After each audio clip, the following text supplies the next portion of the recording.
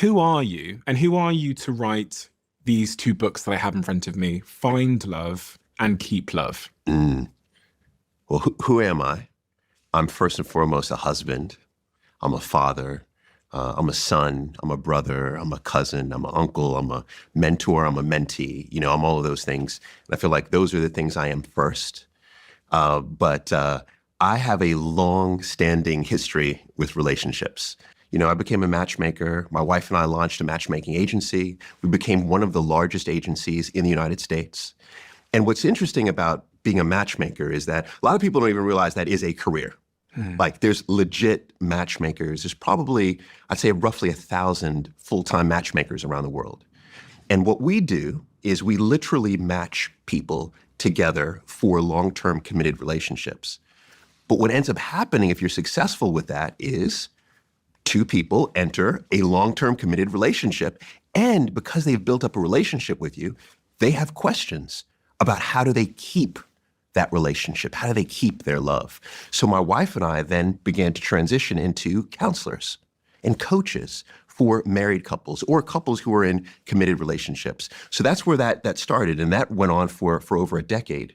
And then on top of that, I started, I had global research at Tinder, which is a great opportunity for me to look at a very large data set and make predictions as to what's happening with our relationships. I host television shows, reality TV shows, which for good or for bad, I think help to spark conversation about relationships that are needed. So I'm doing research there. I do podcasts like this, so my life actually is all about relationships. And that's the reason why I wanted to write this book. And that's the reason why I feel qualified to write this book. So how long ago was it that you started doing the matchmaking? Oh my gosh. So 2008 is when I officially began 17 matchmaking. years? Yeah. 17 years. It was a long time ago.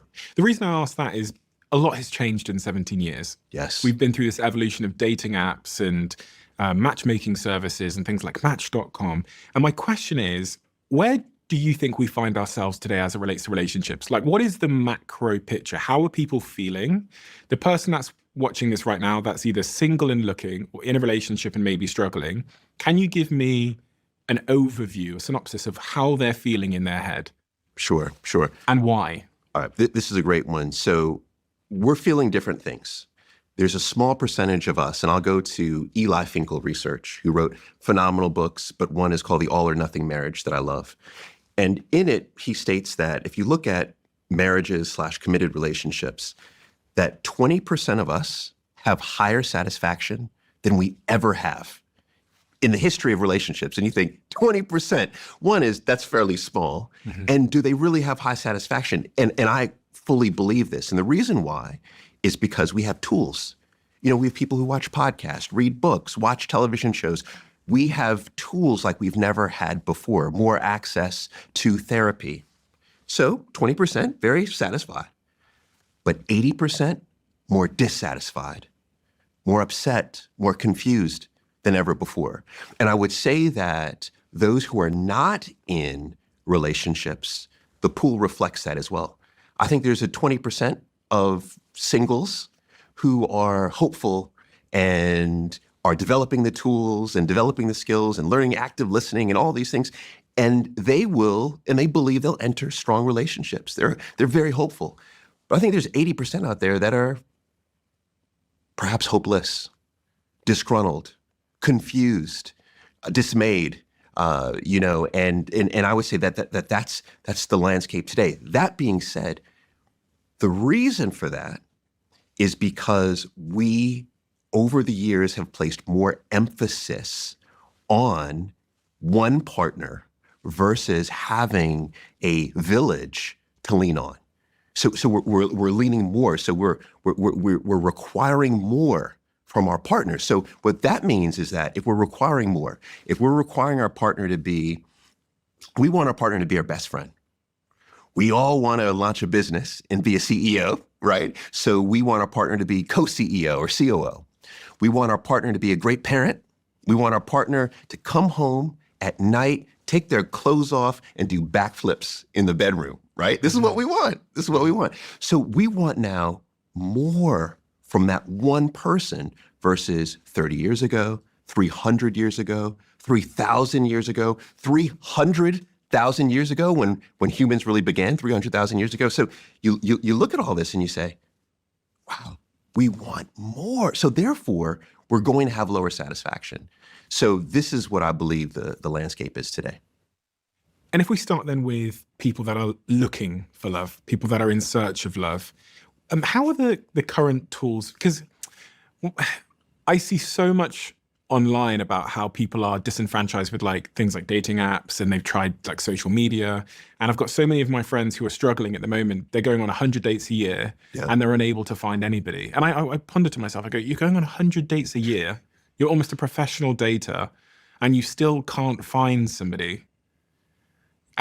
Surely that's not through lack of options or like the top of the funnel there, the sort of exposure is fine, but there's something further down the funnel as it relates to them being able to convert somebody that seems to be off. Right. But also I would argue that it could even stem, you could go deeper to the root, right? So you think about attachment styles. Attachment styles, I know you've talked a lot about attachment styles. Attachment styles are kind of the hot thing, the hot trend that people are talking about, rightfully so. I like this. And if you think about that, there are primarily three, right? We know we have secure, there's anxious, and there's avoidant. There are other variations, but in essence, these are the three. Now, depending on who you talk to, roughly 50, 60% of the population are secure. That means the balance are going to be anxious or avoidant or some combination. So therefore, if you are on a date and you have an anxious attachment style or you have an avoidant attachment style, and you have someone in front of you who is the perfect match for you, they're ticking off all the boxes. You could be so anxious or so avoidant that you push them away, or you lay blame to a certain characteristic or a trait that they have that means nothing to the relationship, and you dismiss them. This is going to sound funny, but it's sad. Do you know what we found when we were matchmaking, what the number one reason why people did not allow someone to get a second date with them? They had a Velcro wallet. No, No, they're they're not. change? No, They're not. You can't, no. No? All right. So you know what it was? It was around attraction. So one, it was, physical attraction, but in particular it was because they smelled. Really? They had bad breath, halitosis, right? Or there was some odor. Now, you can argue that scent plays a strong role in our partner selection. Dr. Tara Swart talks about this quite a bit, right? So there's a evolutionary biology that comes with scent. Yes, I agree. But to look across from someone and say, you know what, your breath stinks, right? And I'm not going to give up the second date. And as a result of your breath stinks, you have long fingernails, you're in a tracksuit, right? To look at these moments and say, because of this thing, I'm going to dismiss you as a partner. I think for a lot of people, sounds logical, but then for a lot of people sounds ridiculous. You know what I mean? Now, how you got to that point is the challenge. If you think it's ridiculous, how you got to assuming that because someone has a tracksuit on, because they have long fingernails, it dismisses their validity of being a great partner. That is about you. That is about you, your attachment. That is about how you've been socialized. That is about, so I would argue that people who are going on lots and lots and lots of dates and they still can't feel like they can find the right partner, the first place to look at is yourself. I do wonder this because I think the more dates you go on, the more reference points of comparison you then have for the next person. So date 101, if you've been on 100 previously, you've now got 100 guys who are maybe all good at one thing, and date 101 is going to be compared to the previous 100 on all factors. So maybe date 49 had great sense of humor. Date 53 was rich. Date 67 was physically beautiful. Now date 101 is going to be compared to all previous dates on all of those factors. And you're always going to find something that is less good at least one factor that is less good than someone you dated previously. And I've always wondered, are you like accidentally expanding your comparison set by meeting more and more and more and more and more people? Yeah. So I think this reads to Barry Schwartz's work with the paradox of choice, where, what Barry Schwartz did with the paradox of choice, which is brilliant, is that when we're presented with more options, which is in essence all of these dates, when we choose one, we have a less level of satisfaction with the choice because we saw that we had 100 choices. Versus if you have 3 choices and you have to choose between one of those 3, there's going to be a higher level of satisfaction as a result. A real life example is my grandmother. So my grandmother grew up in, I say, the bush in Jamaica. Okay. Super, super small town in Jamaica. My grandmother literally had 5 or 6 options as a partner. Now, as a result of my grandmother having those options, when she chooses one person, there's going to be more value, more emphasis, even more, if you look at the investment theory, more investment placed in one of those options versus if she had 100 options and she makes a choice. That choice with 100 options becomes more disposable, right? So this is one issue that we have in terms of giving ourselves so many options. The other challenge with this is when you watch people date, they typically date the same person. It's typically the same characteristics, even physically, the same. I argue that some of the greatest value that we can receive in the dating market, if you want to look at it as a dating market, is to take ourselves out of our market, if you will, and put yourself in someplace different, right? I call this the premium effect. So an example of this is I had a friend who was a white woman, roughly 35 years old, who lived in northern London. And she was like, Paul, I'm dating all these guys, I can't find the right one, blah, blah, blah, blah, blah, blah. I said, look, you love art, don't you? She said, yeah, I love art. I said, all right, I want you to take yourself down to the Black Cultural Archives in Brixton. And I want you to go to this, this exhibit that they're having. And she was like, Brixton? I said, yeah, Brixton. Brixton is cool. I go there all the time, right? I want you to go there. Now, why did I ask her to go?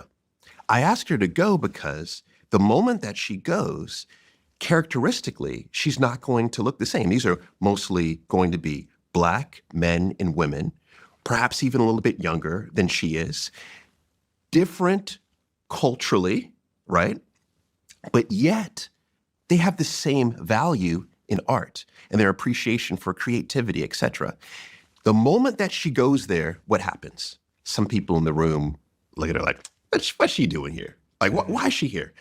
Those are the closed-minded people. Carol Dweck talks about this in her book, Mindset. We have closed-minded, open-minded. Those are the closed-minded. But how do the open-minded react to my friend? They lean in. What are you doing here? And they're curious and they engage. And all of a sudden, she opens her network to a whole new group of people. Some of those could be romantic interests. Some of those could be platonic. They could be friends. So when we're dating, the serial daters especially, the 100 people, it's important for you to step outside of your sphere, if you will. I want to pick up on something there. You said that white woman went into a black space. And in that black space, she would be considered a premium because basically her characteristics make her rare. Yes. Right? I was just doing some research then, and it says that studies and surveys indicate that ethnic minorities, particularly Asian men and Black women, often face unique challenges in dating in both the UK and the US. And these challenges stem from a combination of social stereotypes, cultural biases, and the preference expressed on dating platforms. And the reason I'm asking this question is it's not a lived experience I have because I'm not an Asian man, although sometimes people think I am. There are a group of people where I don't have a shared lived experience who are struggling in ways in the Western world that like maybe me and you don't understand. Yeah. Definitely. We have to understand that we exist in a highly racist society. And a lot of people don't like to acknowledge it, don't like to talk about it, like to sweep it under the rug. But when it comes to dating, it shows up, like in this statistic that you're talking about. Yeah. Now let's think about this.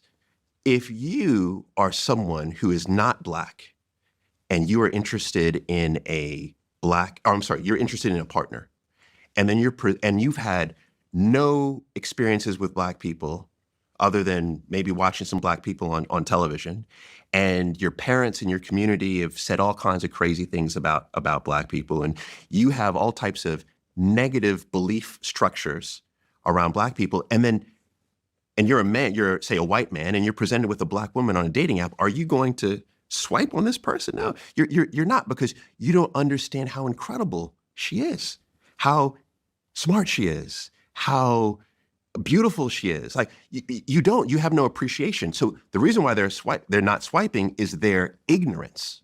Mm-hmm. That's what it is. And this is the reason why one of the most important things we can do is widen our social groups. This is the most important thing. I mean, it positively impacts our romantic relationships. It positively impacts our life. Is that we need to have a diverse set of people that we interact with and truly understand how beautiful people who are different than us actually are. Is there a bit of a systemic issue here as well? Because when I was thinking about your grandmother growing up in that village in Jamaica that you referenced, she would spend a lot of time, because of the nature of how she would meet that person in the village, that other man in the village, getting to know him beyond his surface level appearance. Yes. So if he lived across the street, she would interact with him, see his behavior. He might have long fingernails, but she gets to learn that he's a kind, generous person and he's got a good sense of humor, so she can look past the Velcro wallet and the long fingernails. But in the way that we've designed dating in the modern world, where most people now, I believe, are meeting online in some form, whether it's social media or other, we're actually purely judging someone on the fingernails. We make a decision in a couple of seconds whether this person is compatible or not, and obviously that's not possible. And I just feel this real strong sense of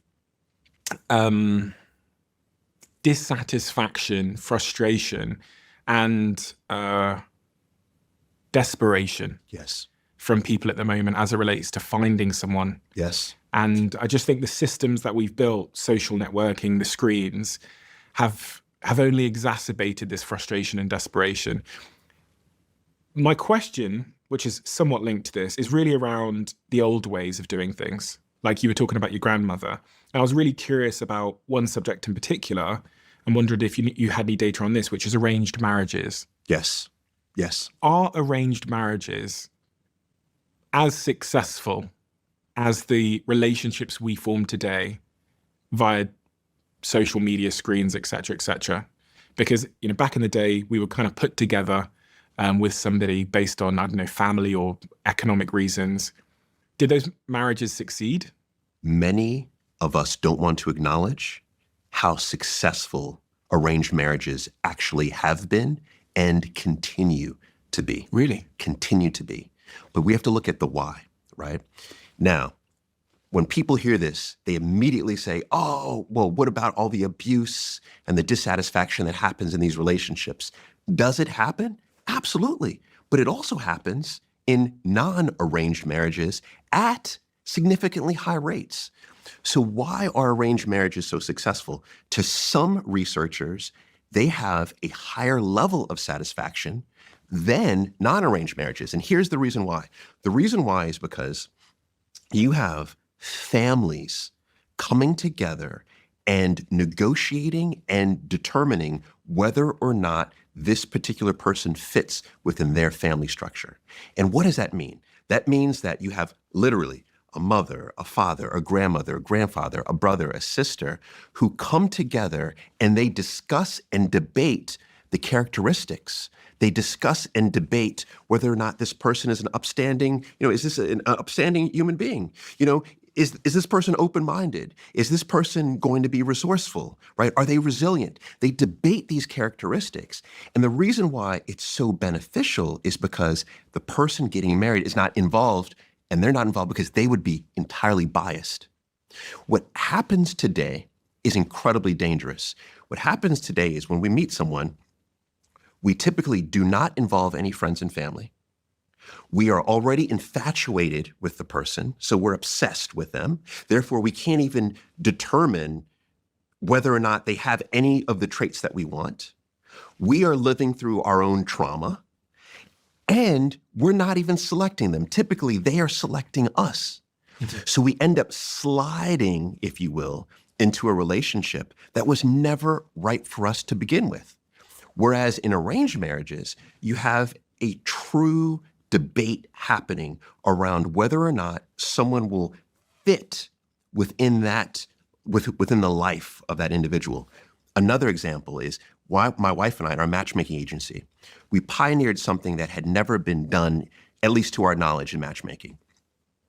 Like, Stephen, if you were a client of ours, you would be the perfect client at that time, right? Because we had many men who were incredibly successful professionally and felt as if, okay, what I'm missing is I'm missing love. I'm missing partnership. So if you came to us as a client, instead of me saying, all right, Stephen, tell me what you want, right? And you give me this long list. I know you'd give me a list of like 150 things that you want, right? Instead, I would say, no, you go sit over there. I'm not even going to talk to you. Instead, let me talk to your brother. Let me talk to your coworkers. Let me talk to your exes. Yes, let me talk to your exes. Let me get a 360 perspective of who you are from the people who you are closest to. And I would then build out a profile based on the consensus of what they're telling me. This is so true. I've got one of my best friends in the world has struggled with a few of my best friends, but there's two I'm thinking about in particular, but one I really want to focus on. He's struggled in relationships for the last, I'd say 15 years. And every single time he gets in a relationship, as his friend, I go, that's not it. That's not it. That's not it. And every single time he gets with somebody else, I go, oh, that's not it either. And after this last relationship failed, I sat with him and I'm trying not to intervene too much, but I said, bro, I will know. I feel like the same way that he knew when I'd found the right one, and he would literally, if I was to dump my current partner, he would literally reverse the decision. Yes. He would write an executive order to reverse the decision because he knows that person is exactly what was right for me. In the same way, I could literally draw a picture. I could tell you the occupation, the age of the right person for him based on knowing him and him being my best friend for 10, 15 years. But for some reason, he goes for everything opposite than that. Right. And I've always wondered this. I've always wondered, should we be picking our friends' partners for them? No. If as a society, we went back to our nearest and dearest family and social circle. Yeah. And I want to emphasize the people who we truly love, because not all family's family. Yeah. Right? So if we had that circle making the decision for us, we would have much higher satisfaction rates in marriages, without question, or much higher satisfaction rates in partnerships. It's because of precisely what you said. Reading a study here, it says a 2012 study published in the Journal of Comparative Family Studies found that couples in arranged marriages in collectivist cultures reported similar or higher levels of satisfaction over the long term compared to those in love marriages. Yes. Yes. Go back. Eli Finkel, 80% of our marriages have a lower level of satisfaction today than any point in history. And you think about even what we were you think about the emphasis that we place on the individual. This is something that needs to really be emphasized, because the more that we require our partner to deliver everything to us, the higher their bar becomes, the expectation. And the moment that they're not meeting that expectation, we're not satisfied. Now, they could be delivering on 9 out of 10 things, but because our expectation is 10, we have low satisfaction. Because ultimately, that's what satisfaction is satisfaction is really based on our expectation.